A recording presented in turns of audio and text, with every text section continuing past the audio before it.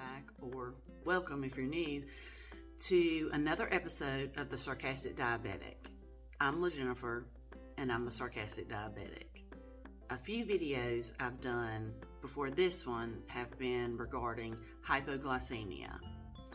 You can catch those videos if you go to my channel, but this video is going to be about hyperglycemia. It's just explain what it is, the causes, the symptoms, and some ways to curtail when you do have high blood sugar. Hyperglycemia is the technical term for high blood glucose or high blood sugar. Hypoglycemia happens when the body has too little insulin, or the body cannot properly use the insulin that is on board. Now, there are a number of things that can cause hyperglycemia.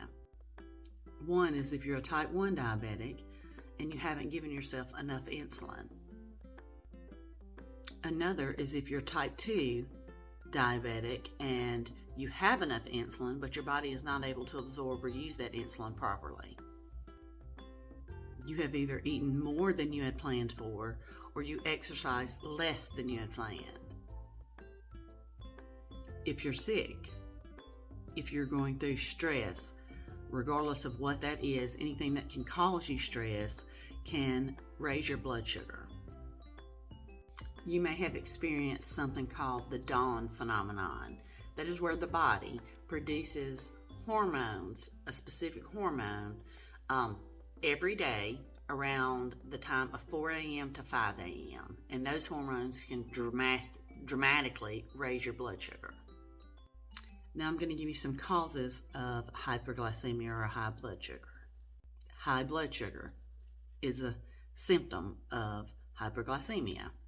Excessive thirst, excessive urination, extreme hunger, irritability, headaches or migraines, blurred vision, sweating profusely, sweet-smelling breath, which on a side note, my breath has never done that, ever. It smelled like crap, but it's never smelled sweet, ever. It just hasn't. I know it's supposed to when your blood sugars go high, but mine has never done that. Heart palpitations, feeling as if you can't breathe or catch your breath. Seizures, vomiting, coma, and death. Now, there are ways to treat high blood sugar. Check your blood sugar often. Check your blood sugar before and after eating. Always check your blood sugar before exercise, after exercise, and sometimes in the middle of it exercising. Actually, exercise is one of the great ways that you can lower your blood sugar. But if your blood sugar is over 240, you do not need to exercise. It can and most likely will raise your blood sugars because there's most likely ketones in your urine. If you find that your blood sugar is 240 or above and you have ketones in your urine, stop exercising immediately or don't even try to exercise.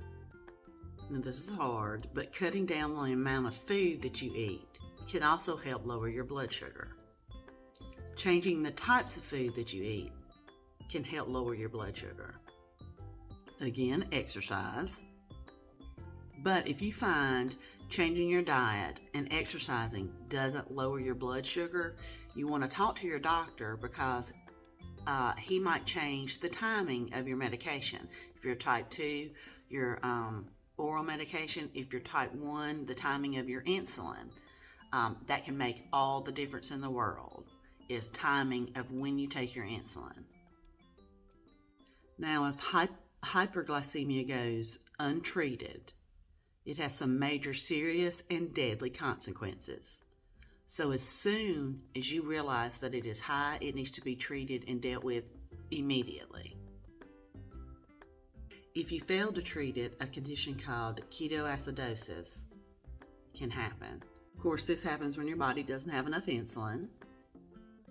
When your body doesn't have enough insulin, it can't break down glucose that your body uses and your brain uses for energy. So then it starts breaking down fat to use for energy. When your body starts to break down fat, it starts to produce waste called ketones. Now, your body cannot tolerate large doses of ketones, so it tries to get rid of it or eliminate it through your urine. The problem here lies that your body cannot eliminate all of the ketones. It just can't. So it will build up. The ketones will build up in your blood, which in turn causes ketoacidosis. As I said before, ketoacidosis is life-threatening and needs immediate action. Just a few more symptoms of ketoacidosis is dry mouth, fruity breath, excessive thirst, excessive urination, things like that. Oh, and let's not forget nausea and vomiting. If you suffer from frequent hyperglycemia, you need to talk to your doctor and discuss and even demand answers on how you can go about treating it and lessening your chances of getting ketoacidosis and harming your kidneys and other vital organs. Now, when my blood sugar goes really high, and then I'm able to get it down, I will get horrendous migraines, not headaches, migraines, debilitating migraines. The reason is that this happens, and I attributed this to, I talked about this and explained this to my doctor, why I thought, not this doctor, the one in Mississippi, how I just gave an analogy. I said, it's like this. It's like a drug addict. You take all these drugs, and all of a sudden, it's taken from you, and you start having, withdrawals and things like that. Well, that's what happens to your brain. Your brain needs glucose to function properly, but if it is given too much glucose, that's bad for it too, and then it's used to all this high glucose, and then you take it away from it, well, your body starts to, and your brain starts to have all these withdrawal symptoms, and migraines are a part of it, nausea. I mean, you'll find that even after your blood sugar's been high for a while and you,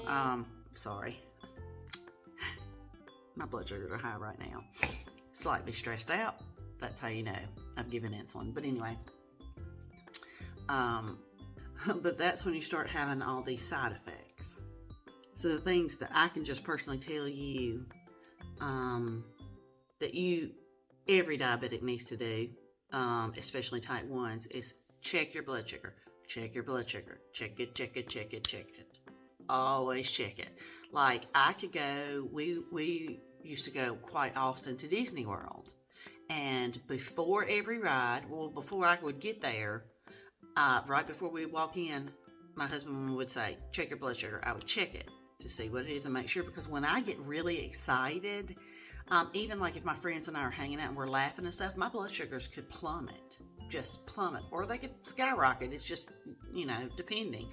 And before and after every ride, I would have to check my blood sugar, and then we would have to wait 30 minutes before kind of going on another ride or whatever. And this was before I had a CGM, so I would have to check my blood sugar and things like that, because it would plummet. And then I'd have to, we'd always carry orange juice and stuff like that, so I'd have to drink it before we go on the ride. I mean, it really, I'm just very brittle, but stress and anything that get your metabolism up affects hormones. I mean, for women, Shark Week done it. Sorry, but true, because of all the hormones and things like that, so it's just the best thing to do is to check your blood sugar often. And I can't stress this enough.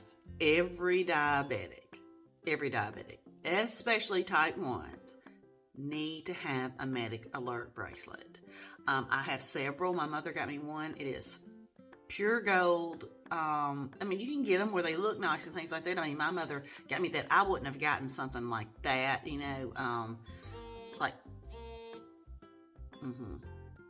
pure gold, but she didn't want me to feel weird about it. She wanted it to look nice, like a really nice piece of jewelry. I wear it, but I also have other things. But nowadays they have medical alert bracelets that have memory cards in them, so that you can download your health history. You know, whether you're type 1, type 2, you take insulin, you have heart problems, you have da-da-da-da. You know, not just the fact that you're diabetic, but your other health problems too, that your diabetes can affect, or that can affect your diabetes. Then I also suggest that in your cell phone, you put emergency contact, and then you put whomever's your emergency contact, but then you put that you're a type 1 diabetic, you know, and that kind of thing in your info. That way, usually during accidents or whatever, they go into your cell phone and they look up your contacts to try to see who's your first contact or your favorites or whatever. Then I suggest you get medical alert cards.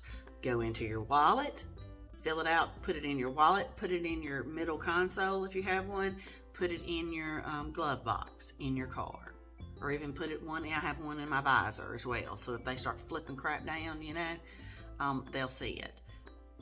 You know, it never hurts, it can only help. So that is just my advice to you. I hope this video gave you some information. I hope you enjoyed it, and I hope you'll come back. Oh, one other thing. If someone is with you, this is for the people who are around diabetics, okay? I used to have friends that says, I know what to do if you pass out. I'll give you insulin. I'm like, no, no, no. Moron, no. I'm like, hello? You never give a diabetic anything if you don't know what's wrong with them. Do you understand? Ever, ever, ever. Never give a diabetic anything unless you have checked their blood sugar, or you're around them and you know that it is due to low blood sugar, hypoglycemia, or high blood sugar, hyperglycemia, and you know how to calculate for them, and everything. It is a whole mathematical equation that has to be done in order to give insulin. So you never, ever do that. You also never give diabetics food or liquids. If we're unconscious, you could choke us to death. You wouldn't give food or liquids to anybody else who was unconscious. Don't give it to us. You know, that's why it's very important to educate the people who are around you and who are closest to you, you know. And always, people, always call 911. Never, ever be afraid to call 911. Hell, you might be embarrassed. Hell, I might be embarrassed. But I'll be alive. Call 911. If you cannot rouse a diabetic, you immediately call 911. That's it. I hope you enjoyed it. Like I said again, I hope it was, you know, informational to you or to anybody else. If you have anything else that you would like for me to talk about, I literally will talk about anything. Anything. Leave request. We'll just talk about anything, okay? It doesn't matter. But my goal is just to educate people on diabetes and skin cancer and things like that, but just to talk. You know, have an outlet, everybody talk, things like that. So I will talk about anything. So if anybody has any suggestions, please let me know. Again, I got all of this information from the American Diabetes Association website and a few other diabetic websites, but most information came or was exactly similar to the American Diabetes Association website. So always check your facts. Always check your facts. Always check your blood sugar. And always talk to your doctor, but don't leave your doctor's office without an answer. Okay, it's not safe for you. That's their job. That's their specialty. Your endocrinologist should have some type of answer for you. So, well, I hope you guys had a good night. I hope you've had a good day. Remember, don't take life too seriously. Nobody ever makes it out alive. Laugh, be sarcastic, you know, love one another. And as always, be the reason somebody gets drunk today. I will talk to you guys later. B.I. But that's when you start having, all these side effects and things like that. Really? Cujo? Kill, Cujo, kill! Come on, Dexter! Jeez. Well, I hope everybody had a good day, a good night last night. I hope you get to spend time with your family and friends tonight. Sorry, I got somebody see me. A little thing distracted me. Damn it!